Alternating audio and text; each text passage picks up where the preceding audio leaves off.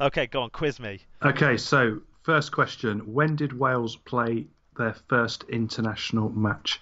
Was it A, 1899, B, 1908, or C, 1926? I'm going to go C, 1926. It was, in fact, the 1st of January 1908. Oh, Wales winning what? 9-8 at the Aberdare Athletic Ground against New Zealand. Oh, that all golds tour. Yeah, it was the same. Yeah, same tour, and it Damn it. was in the January. None for one. Okay, so on question two, it's a who am I? I've been on the coaching staff of a Super League club, and I am Wales's joint record cap holder with 30 appearances.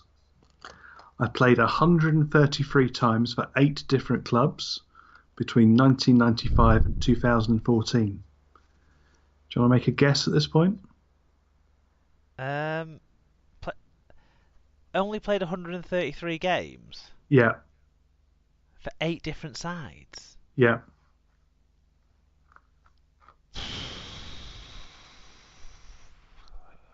Uh, if I was making a guess at this point, I would be probably going Yestin Harris. No, not Yestin Harris. So I'll give you some clues. He's definitely, in terms of clubs, got a Greater Manchester feeling to him, having played for all of Swinton, Salford, Rochdale, Oldham. A couple of others in there as Okay. well, but that's the theme. Welsh player.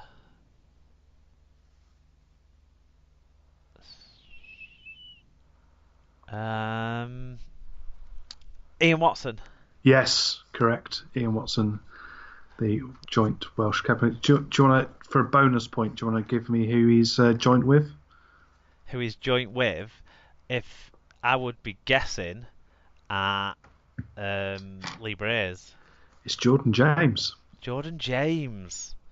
Of course. also on DJ 30. sensation, Jordan James. There we go. So, question three. I am Wales's most successful coach in terms of win percentages, winning 60% of the games I was in charge of. I was a fullback in my playing days, and I was a dual code international, and had gone on to coach in both codes. Yestin Harris. Incorrect. Couple more clues. I've coached Wales 25 times between 1991 and 2000, and I'm currently in rugby union.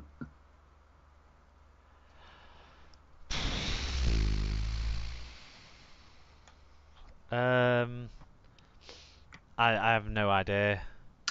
No relation, it's Clive Griffiths. Ah, darn it. Yeah, no, I would have struggled to get that one even with more clues, but it is someone I remember. So I got 1 out of 3, didn't I? No half marks there. Yeah. Is No, that it? No more for there's me to there get is half there is marks. one there is Oh, actually. Oh no, I've got 2 more here. Sorry. oh, I could get half marks. Yeah. Yeah, no, you could still do this. So one more. Who am I? I played my junior rugby with Torvine Tigers and the Newport Titans before joining the professional ranks of the Crusaders, making my debut in 2009. I am gonna go with Gil Dudson. Correct.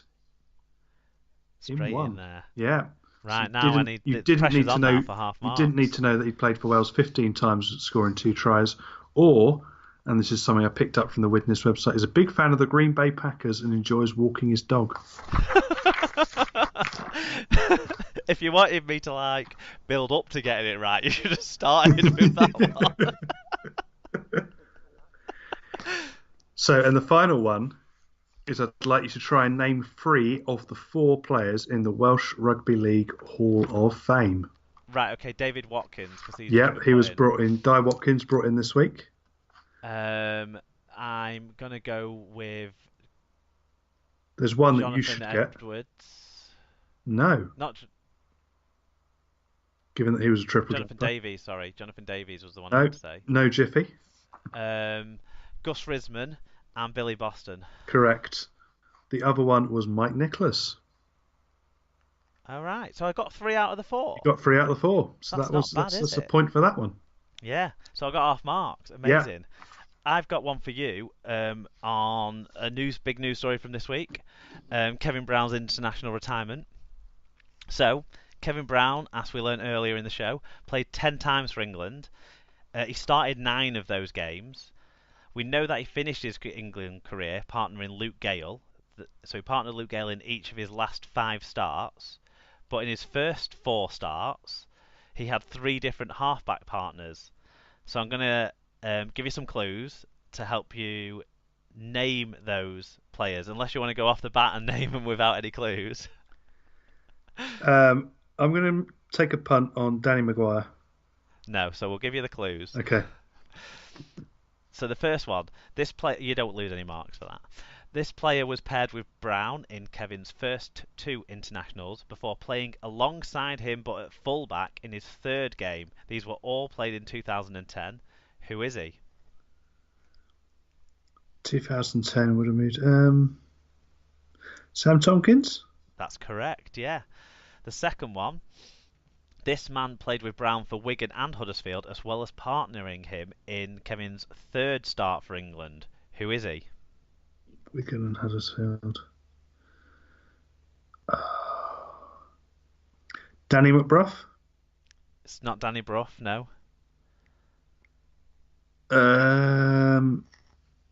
He shares a problem with headaches with Kevin Brown. Not to make too light a thing of concussion, it's a pretty serious issue. But that's another clue. That's the only other clue that came to mind because I didn't have any written down. No, can't get this one. Luke Robinson. Well, that's harsh on someone who retired through concussion. Yeah, I realise that. Don't. Come on. Right, the final one, the third one. This man played with Brown in the halves only once, which was in Kevin's 4th England start, but he played some sort of role on the pitch in 9 of Brown's 10 England appearances, only missing the 2017 Samoa mid-season game through injury. Who is he? Widdop? Yes, Gareth Widdop. He played in 9 of the 10 games that Kevin Brown played in. Excellent. So there you go, half marks. Above half marks for both of us. We should both give ourselves a big pat on the back. Now, because I've had such a work-frenzied week and then just kind of done nothing with my free Sunday that I eventually got given, I don't have any recommendations this week, Tim. But do you have anything you want to recommend to our listeners? Yeah, very funny Twitter account I found a couple of days ago on a rugby league theme. Julie Barndor. You've seen that yet? No, I've not. No. It's well worth it. It's a under-9s coach extraordinaire, imparting her wisdom and knowledge onto the world. So well worth. Is this a joke account or a real real account? It's fully real, totally not a parody account. Oh right, okay. But some good videos on there, good ones so far. So that's definitely worth checking out. And another recommend, but sort of a nostalgic recommend, would be for Bullseye. Obviously, in the death of Jim Bowen, they put a wall-to-wall. Yeah, they put wall-to-wall on Challenge TV on Wednesday night. So I was having a little bit of a reminisce watching that one. And finally, it would be some music. Be the Wombats and their new album. So I bought this for my mum for Mother's Day, and she's thoroughly enjoying it. I quite enjoy it as well. So it's definitely worth checking out their current album. Do you know, I'm pretty sure I was having a conversation about someone about the Wombats on Friday night because they played at what is essentially a small nightclub in Blackpool sometime last year, and my friend was saying he's gutted he didn't go to the gig because like the opportunity to see a band that are relatively famous in a tiny venue, and the tiny venue in question under previous names is where my friend's wife used to play gigs all the time when we were younger. And yeah, so there you go. Now I'm going to have to dig out a Wombat song to play us out, I think, Tim. Any particular ones you want to recommend? Well, you could do one dedicated to all the faltering attacks in Super League this week and have Lemon to a Knife Fight. Is that a new one or an old one? That's a new one. Yeah, that's the one on the new album. But I'd kind of forgotten about them in the intervening years since their first or second album, whichever one it was. But discovered this the other week when I was out shopping, and then got into it. Good stuff. Right, okay. So that pretty much brings us up to the end of the show, so there's just a few housekeeping items to bring in. It's me and you again next week, isn't it, Tim? Yeah, back on again, and I'd love to hear some of your funny injury stories because we got one. We'll save it for next week because I've got a few interesting ones. The one thing I did want to know about Sean Lunt, was it a Derek Beaumont door he walked into? Was it installed by Neil Dukes, who's apparently now working for Derek Beaumont as some sort of compensation for sacking him, I suppose, from his coaching gig? That would really give a full rugby league circle to that storyline. Yeah. So we'll see you again next week, Tim. We do want people's stories on that. We want people's views on the video ref situation, so we can polish that one off nice and easily, because Phil really gave us some, the big talking points, didn't he, really, at the start of the show on this one. So that was great. Everyone look out to make sure you give us your match reviews and stuff on the Google form when those automatic tweets come out, as well, 20 minutes or so after each game finishes, and then they'll be showing up again if you miss them about an hour or so after the game. If people want to make a donation to the show, I've just bought a new microphone, Tim. It's very exciting. Next on the way, I think will be possibly a mixing situation. Yeah. So for recording stuff and that, so that's what I'll need more money for if people want to make donations to Super League Pod. You can use paypal.me/Super League Pod. All this information will be on a blog post on superleaguepod.com. And those donations will go towards that and the extra hosting space we have for the show now and those sorts of things, because I've paid the second monthly bill on that. Remind people as well where they can find the show. So obviously if you're listening to this, you've found us somehow or another, and the most important thing next for you to do is keep listening and tell all your friends.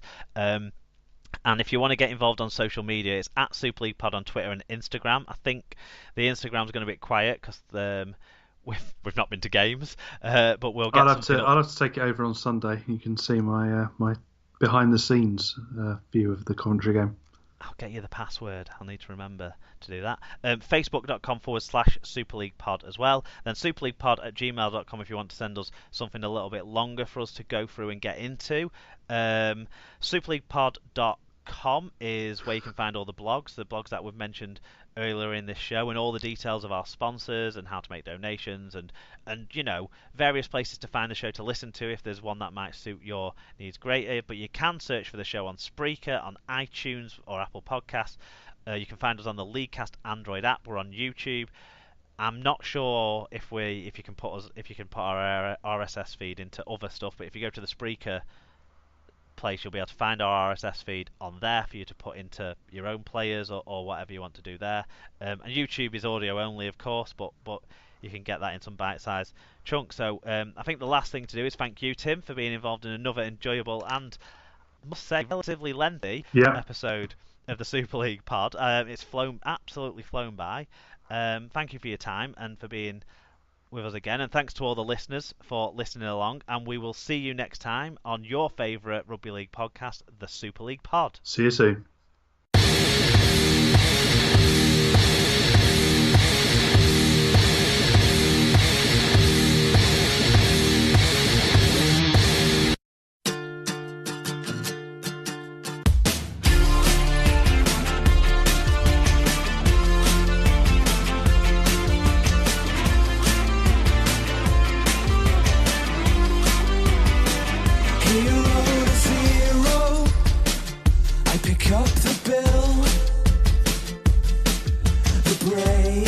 Cast the red light and the road twists round.